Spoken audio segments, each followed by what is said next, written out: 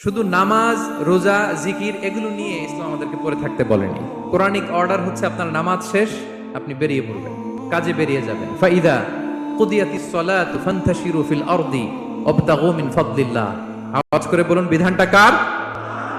এটা Quranic verdict, কোরআনের বিধান। নামাজ শেষ, গোল হয়ে বসে জিকির করতে বলে নাই আল্লাহ। আল্লাহ বলেছে ফান্তাশিরু ফিল আরদ ওয়াবতাগু মিন ফাদলিল্লাহ।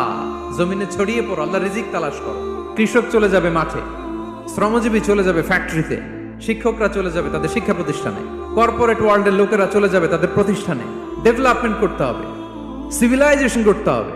নামাজের পরে গোল হয়ে বসে থাকা চলবে না। কি ব্যালেন্স দেখেছেন ইসলাম?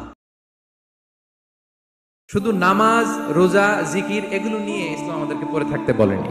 কোরআনিক অর্ডার হচ্ছে আপনার নামাজ শেষ, আপনি বেরিয়ে পড়বেন, কাজে বেরিয়ে যাবেন। ফাইদা কুদিয়াতিস সালাতু ফান্তাশিরু ফিল আরদি ওয়াবতাগু মিন ফাদলিল্লাহ।